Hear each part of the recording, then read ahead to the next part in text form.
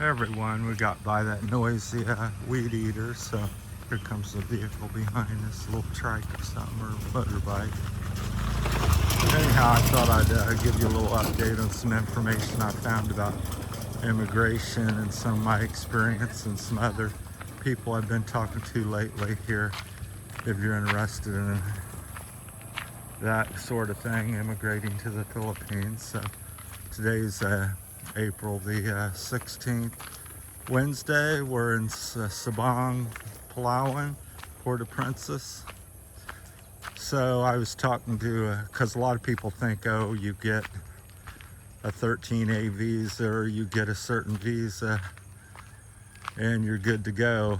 But I'm here to say that's not necessarily the case. I was talking to a gentleman, Australian man, about 3 or 4 days ago. And he was saying that, he was married, had the 13A visa, if I recall all the information correctly. And he's been here like 18 years. And his wife passed away for, I don't know what time period or for what reason, but anyhow, his wife passed away and they've dropped him to tourist visa. So he said he was quite surprised, and his solution, because he's a widow, is it's real easy to meet women here, and it's pretty relatively easy for an expat to get married. Everybody seems to want American or foreigner, so he's just going to get married again and go through that. To me, I like something a little more stable. I don't know if that's possible here in the Philippines, but maybe not. So I thought that was worth sharing. And if you have any experiences or thoughts on any of that, feel free to chime in. I'm no expert on that. I just know it's a pain in the butt trying to get anything done. I went to Port-au-Prince trying to get more information for myself and see what, and researching for him as well together. And you go to like the immigration, for instance. I went there about a month ago. I said, yeah, I'm doing this and that, and got me as tourist. I'm really 13A visa. That's what I come into the country as. And it's hard to understand people and what they say, and at least for me, it's hard for me to understand them or get anything straight here, because it's ooh, ah, ah, and one person says something and another person says something else. Speaking of that, we'll touch briefly on this man. So I was talking about license and stuff and struggles trying to get things done like that here. So I said I went in, and they're like, well, I've got a valid driver's license from America. Still good. I just renewed it when I come. I got to take a test, a health test, a driving test. It's going to take 1, 2, 3 months to do all this. That was my answer. And of course, I still don't have a license because of all that headache. Although now my health is bad enough that I don't know that I should really ride most of the time. Could I ride? Yes. Should I ride? Most days, probably not.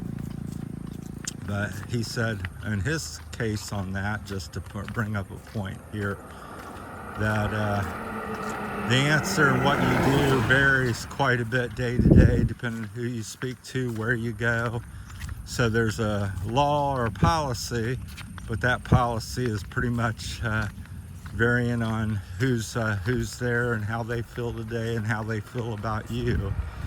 So he said he paid like 6,000 pesos, and I don't know what time period, but he ended up getting licensed, no tests, no medical, no nothing, just paid, which is great. But that's the kind of thing you can get here. So back to the immigration, it's something similar there. I've been to a couple attorneys, told different things. been told you go to, like I was at immigration asking some questions, and they were saying, you know, I can't help you, sir, and here's a card of someone we recommend. And I'm like, am I not at immigration? Is this not immigration? Yes, sir, it's immigration, but we can't help you immigrate. This person can. Then I call them for like a month and get nowhere with them. And finally, yesterday, we went back to Port-au-Prince again. I was able to have them at the immigration. I said, I can't contact this person. I said, if you know a number or way to contact them, can you do that for me? Of course, they were reluctant to do that. So it's kind of a run here. I've probably spent, since I've been in Port-au-Prince this last month, I've spent 2 days running around trying to do that type of thing and get information. So be prepared for that type of stuff. I think the people and the country's beautiful, but it is, people are slow paced in the government and the way things work. It's, you know, lots of redundancy and little fees and hurry up and wait in line. Next day, come back tomorrow, that type of thing. So be prepared for that. It's just part way of life here. And the reason I'm speaking about it is because a lot of people aren't, ready for it. Briefly, look over here. I thought this was interesting. I'm always breaking away for something. Usually we've seen a lizard here and here twice in the last week. It's about 3 feet long total. It swims down through here and comes through the pipe and onto the road. It's pretty cool, because in America, where I'm from in Ohio, there's just the real little lizards, but this is pretty substantial. And then it swims under here and goes into the bush usually. So usually around 5, 6 o'clock I see him most nights. So that was interesting. We'll go on. Got some people. So if you got any questions or comments or something to add to that subject there, we're started a little discussion. Maybe we can help each other out or something. So I'm working on that, and talking to other people, and just find it mind-numbing how much you got to go and you're at stuff and nobody knows. I go to the police station, the tourist police station, ask question. I go to City Hall, ask question. I said, doesn't anybody do anything or know anything? No, sir. I said, there's no attorney or nothing. And but you get a different answer. Just depends on who you are and what day and what you're asking. So that's the big key here in the Philippines is, it's variable, and it all could change tomorrow. So if you're up on your luck, that you could be down on your luck tomorrow, and if you're down on your luck, you could be up and humming along the next day, because things could quickly be fixed, or you get a yes answer.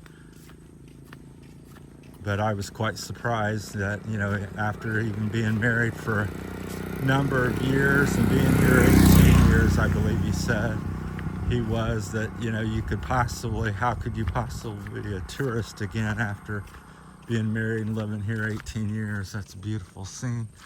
Shot there, big rock hills in the foreground here. Some cliffs look like they're about 300 to 400 feet tall, and then of course much bigger behind it there.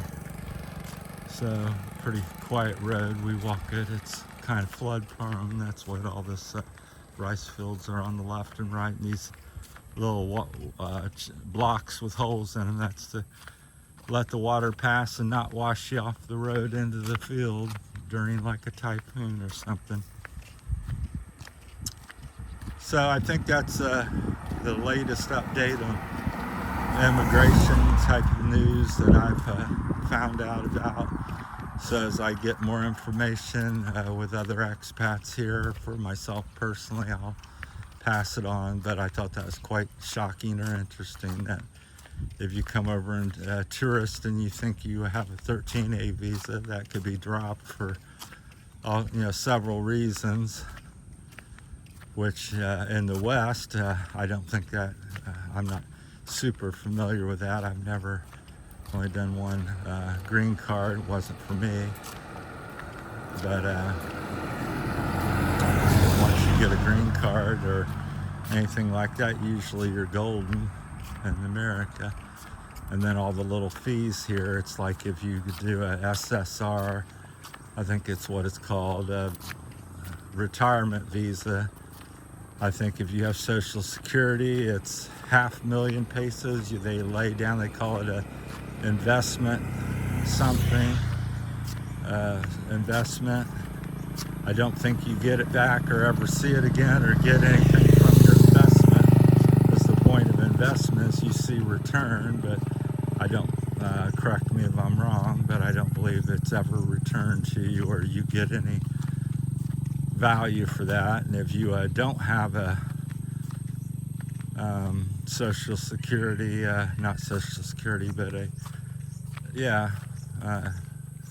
check coming every month, it's 1 million peso. So don't come over here without money or your Social Security intact, because one, it's helpful, and then plus it's helpful also to get you a possible couple ways to go on the retirement. I heard there's a third new option from JR something associates over in Dumaguete and Cebu, where there's you pay 75,000, which is like almost I think it's almost 4 million pesos. It's pretty much the same thing. Your family and you're guaranteed, I believe, citizenship sort of thing here in the Philippines. So you're kind of buying your way in, which is the most expensive. Again, they classify it as an investment, which I don't think, again, that you're going to make a peso with it. I think it's money gone. They invest it for themselves, I believe, but correct me if I'm wrong, let me know. That's just my feeling on it. Kids are playing basketball, as they often do in the evenings. Well, that's my time on update on the immigration and some of my personal thoughts and experiences. Let me know what you think in the comments. Thanks for watching. That's it from Terry's Philippine Journey. Have a great evening, everybody. Take care.